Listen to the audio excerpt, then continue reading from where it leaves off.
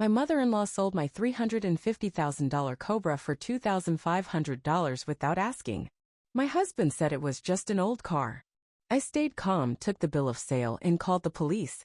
That car was 3.5 years of my life, my passion, and my grandfather's legacy. What happened next tore my family apart, but it also gave me something more powerful than revenge. Want to know how I got it back and what I lost along the way? Keep watching. I realized something had gone horribly wrong as soon as I arrived in my driveway and spotted Evelyn standing in my garage holding a stack of dollars. When my mother-in-law thought she had done something really smart, she had that special smile that made my stomach knot with fear.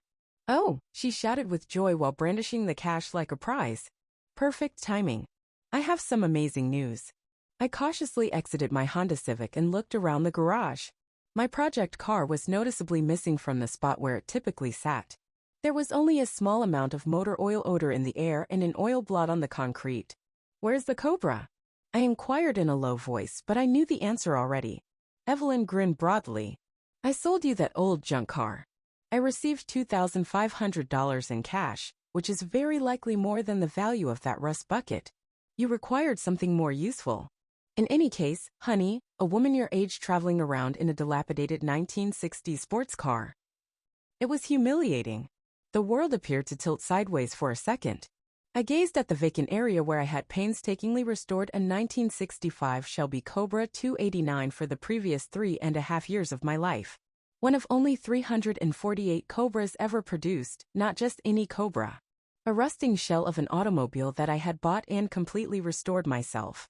"You sold it," I said again, maintaining my composure in spite of the raging storm inside my chest.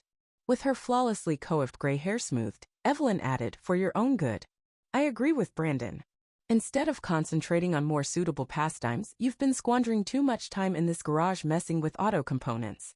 Perhaps you'll start doing something more appropriate now, like cooking or gardening. As I approached, I observed how she clutched the money tight to her chest in a possessive manner. $3,000 for an automobile recently valued at $350,000. "You sold it to whom?" I inquired. A young man responded to my Craigslist post. What a kind boy.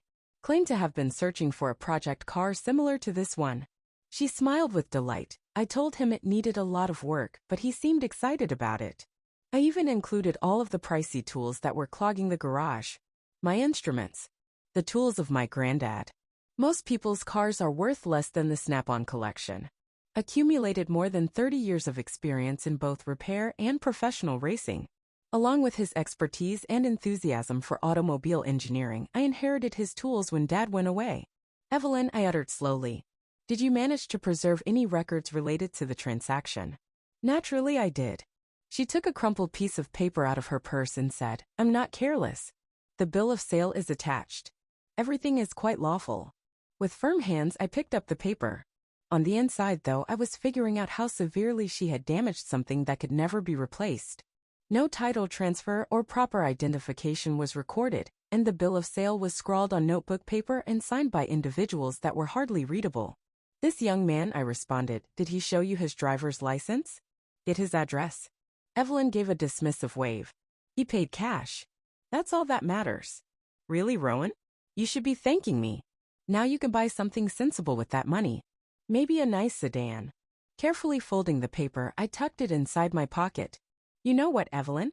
You're absolutely right. Thank you for taking care of this for me."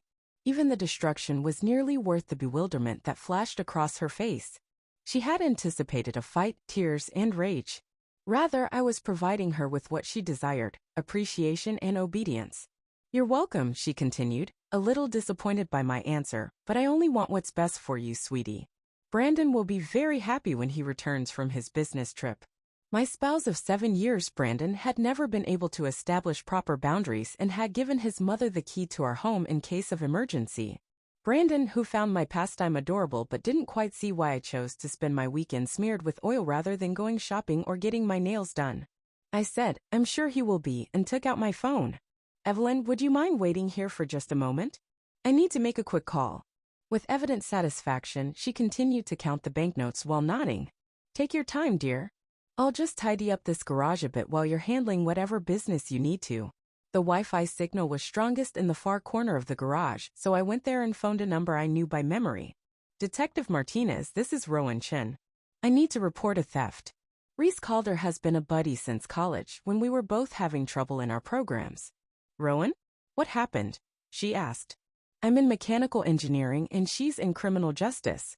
She was aware of my efforts, my standing in the vintage racing world, and the worth of the things I had been accumulating.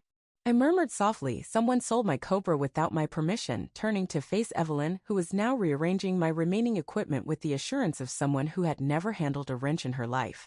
The 67? The one you've been restoring for Barrett Jackson. That's the one. Carmen whistled softly and empathetically. Jesus, Rowan. Who did it? My mother-in-law. She had access to the garage and thought she was doing me a favor by getting rid of my junk car for $2,500. A long pause ensued. $3,000 for a numbers-matching 427 Cobra? Apparently she listed it on Craigslist as a project car that needed work. That's got to be the most expensive mistake in automotive history. What do you need from me? I've got the buyer's information from the bill of sale, but it's pretty sparse. Can you run what I have and see if we can track down where my car went? Absolutely. Text me everything you've got. And Rowan. I'm sorry. I know what that car meant to you. I looked at Evelyn, who was attempting to arrange my socket sets according to color instead of size. Thanks, Carmen. I'll send you the details now. I typed out the buyer's information, what little there was, and forwarded it to Carmen after the call was over. Then, like a general examining a conquered area, I strolled back to where Evelyn was standing with her hands on her hips, looking around the garage. I said, all taken care of in a nice tone. Now why don't you head home? Brandon should be back from Chicago tomorrow evening, and I'm sure you'll want to tell him all about your successful sale. Of course. She collected the money and her handbag, practically beaming with pride. And remember, this is really for the best. You'll see. Upon her departure, I found myself alone in the garage, gazing at the vacant area where my Cobra had resided. 3.5 years of labor. 3.5 years of research, finding original parts, watching YouTube videos to learn how to weld, then manually rebuilding that 427 big block engine. Through each bolt I twisted and panel I straightened, I was able to connect with my grandfather's memory for 3.5 years. Evelyn noticed trash. I noticed artwork. Carmen called the following morning with some news. She said the name on the bill of sale is fake without introducing herself. Jax Monroe, but the phone number doesn't exist, and there's no Jax Monroe at the address listed. Professional buyer. That's what I'm thinking. Someone who knows to scout Craigslist for undervalued classics, uses fake information, and probably flips them quickly through auction houses or private dealers. As a senior consultant at an engineering business, I reclined on my office chair and gazed out the window. So my car is probably already gone. Maybe not. I've got some contacts in the classic car world. Let me make some calls, see if anyone's heard about a Cobra suddenly appearing on the Brandonet. Thanks, Carmen. I owe you. Just promise me that when this is over, you'll let me take a ride in whatever car you build next. Brandon texted me that afternoon when I was in a client meeting going over stress assessments for a new bridge design. I heard about the car from Mom. Most likely for the best.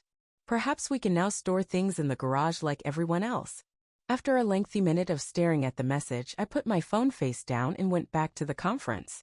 It was better to have some chats face to face. The following evening, Brandon came home in his typical frenzy of activity, his luggage dumped in the foyer, his tie untied, and before he had even properly said hello, he was discussing his successful presentations in Chicago. He untied his tie and rebranded. Rowan, you should have seen the client's face when I showed them our cost projections. They practically signed the contract on the spot. That's wonderful, I responded, making dinner in the kitchen. How was your flight? Delayed, of course. But first class makes everything bearable. He absently kissed my cheek after wandering into the kitchen.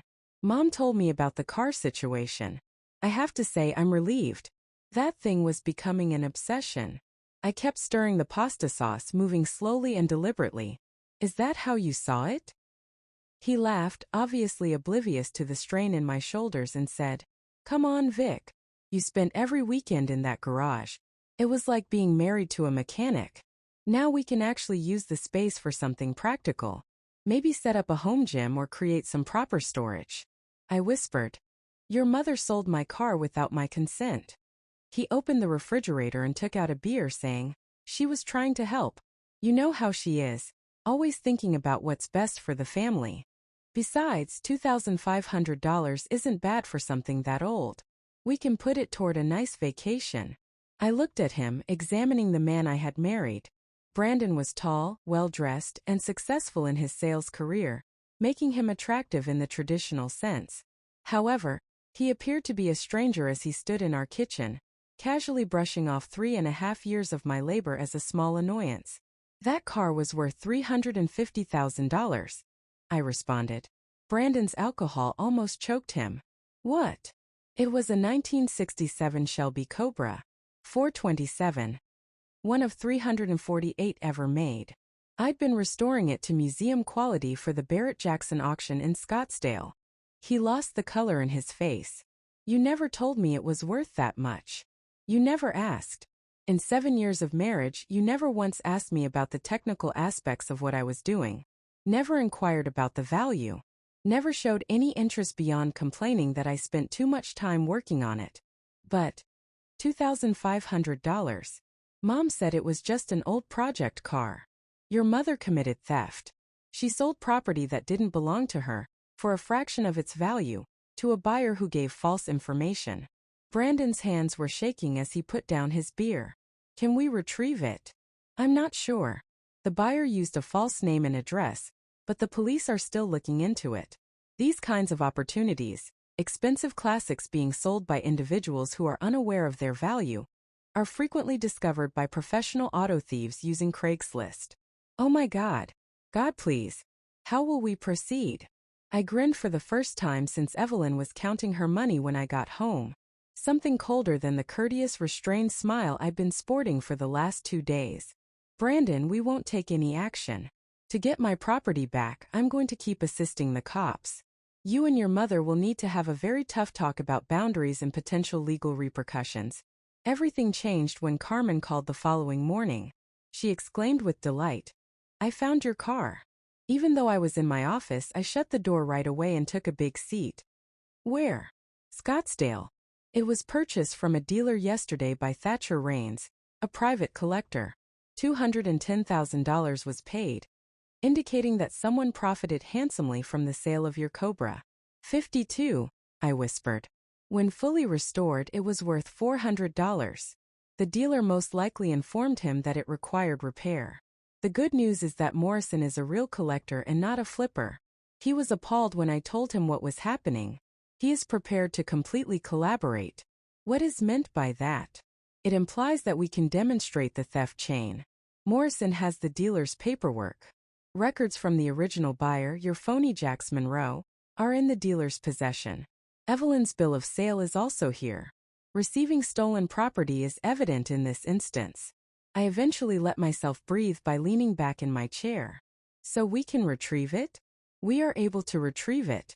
Morrison's loss will be covered by his insurance.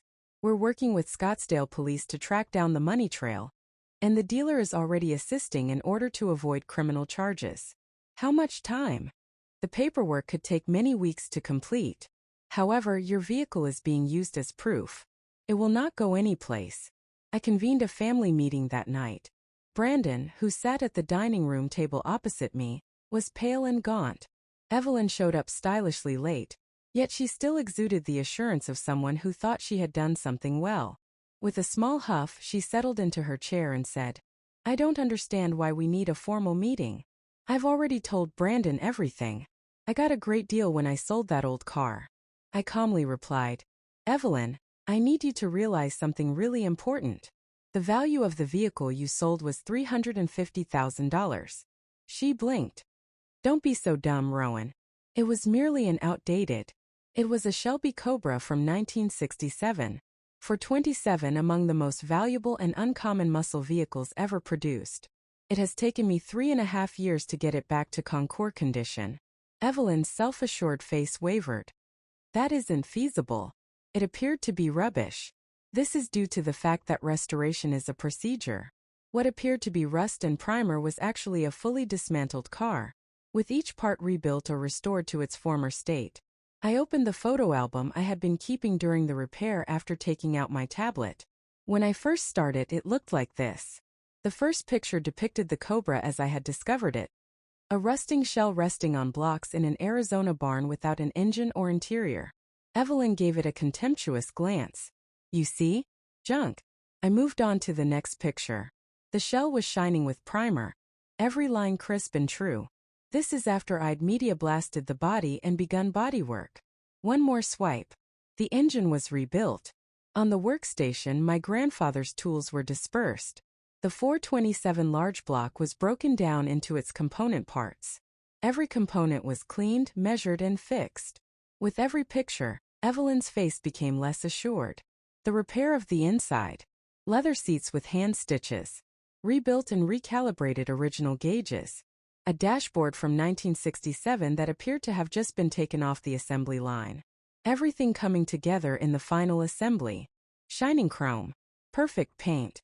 And this is what you sold for $2,500, I added, displaying the finished pictures to her. Our garage held the finished Cobra. Every surface is flawless. Every detail is genuine. It appeared to have been transported back in time from the Shelby plant, unaltered by the passing of the years. Evelyn had a pale face. I didn't know. I went on to say. The young man who purchased it wasn't a cute boy searching for a project car. Valuable cars being sold by people who don't realize their worth is exactly what he finds on Craigslist, as a professional car thief. Car thief? Brandon's voice faltered. He provided a phony address and identity. Although the police are looking into it, he has most likely done this previously. Exploits estate sales, family conflicts, or well-meaning relatives who believe they are lending a hand. Evelyn's mouth was hanging open as she gazed at the pictures. $45,000. Was that the value of it? By the way, the police have located it. For $210,000, a collector in Scottsdale purchased it from a dealer. He is assisting with the inquiry. So we can reclaim it? With hope, Evelyn inquired. I fixed it, saying, I can get it back. But you need to understand something else. I said. What you did was theft. You sold real estate that wasn't yours. The situation is being investigated for potential criminal charges by the district attorney's office. The ensuing hush was deep. Evelyn glanced at Brandon, then back at my tablet's pictures. Criminal accusations, she muttered. In this state, stealing more than $100,000 worth of property is a first-degree crime. 3 years in prison is the mandatory minimum penalty. Brandon's face was buried in his hands. What did you do? Evelyn continued. I was trying to help, but the confidence in her voice had vanished. I assumed it was merely occupying space. I said. You believed you knew more about my own belongings than I did. You took it upon yourself to change my life to fit your standards after determining that my interests and pastimes were improper. Now Evelyn had mascara streaming down her cheeks and was crying. I apologize. I'm so sorry. I'll reimburse you. How much money? I inquired. You have $3,000. The vehicle had a $350,000 value. We'll work something out, Brandon murmured frantically. With a voice strong enough to break through his panic, I replied, maybe we can take out loans, or Brandon, I want you to be very clear about something. A felony was committed by your mother. She took property that was worth more than the homes of most individuals. You cannot resolve this with good intentions and a payment plan. As the police investigation developed and the legal process got underway over the course of the following 2 weeks, I saw our family dynamic change in unexpected ways. Brandon started to view our relationship differently after he was forced to accept the truth of his mother's actions and their effects. Instead of facing the family dynamics he had grown up with, he had spent years downplaying my hobbies and endorsing his mother's meddling. He was suddenly having a hard time reconciling the lady he believed he had married with the skilled craftsperson I had always been, since he had to admit that my pastime was actually a highly developed technical skill valued at hundreds of thousands of dollars. One evening while we were sitting in the kitchen, he stated, I never realized. I knew you had a knack for cars, but I just didn't get it. I answered, you didn't want to understand. It was simpler to write it off as a strange pastime than to acknowledge that I might be an expert in a field you were ignorant of. I was surprised by how quickly the legal matter was resolved. Carmen had described Morrison, the collector in Scottsdale, as being both terrified by the circumstances and willing to assist. In return for amnesty, the dealer who had sold him the vehicle consented to testify. The original thief was found to be a part of a larger operation that targeted antique automobiles, and the money trail went back to him. Evelyn agreed to a plea deal that included 5 years of probation, restitution, and community service after being confronted with the prospect of jail time and the truth of what she had done. However, the harm to our familial ties was irreversible. When it became evident that this episode had exposed underlying incompatibilities that we had both been avoiding, Brandon and I decided to join counseling.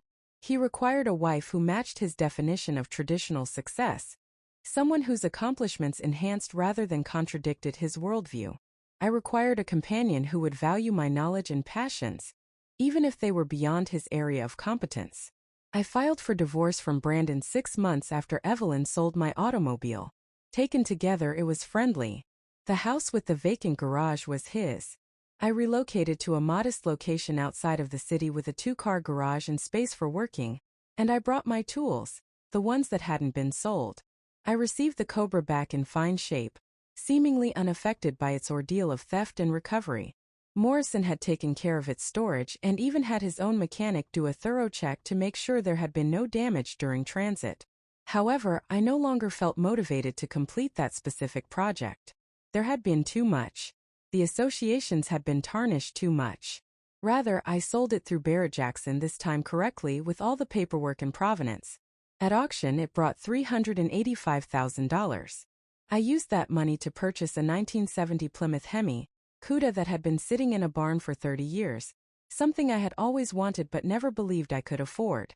More significant to the individual, although not as uncommon as the Cobra, it was just like the one my grandfather had possessed.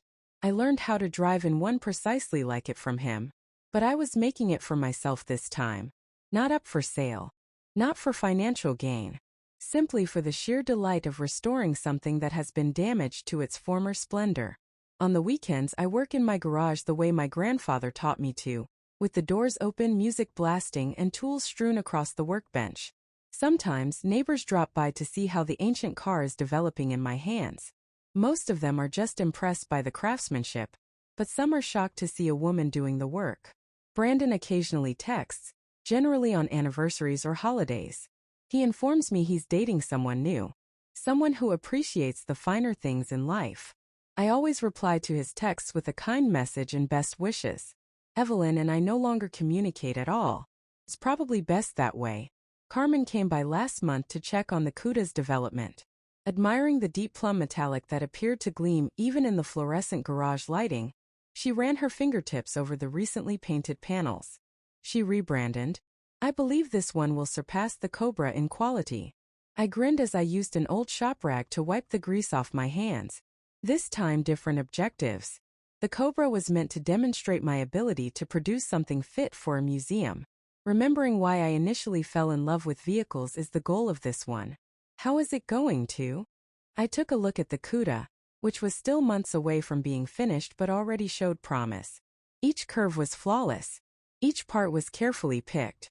Decades of acquired knowledge and expertise are reflected in every detail. Better than I anticipated. I rebranded. It turns out that the work is much more fulfilling when you're creating something for yourself, rather than for other people's approval. Carmen chuckled. It seems like this entire experience taught you more than just auto repair. Perhaps I had. Perhaps it takes someone else attempting to steal your dreams for you to understand their true significance. And perhaps, just possibly, the thing that appears to be the worst betrayal turns out to be the impetus for the life you were destined to create.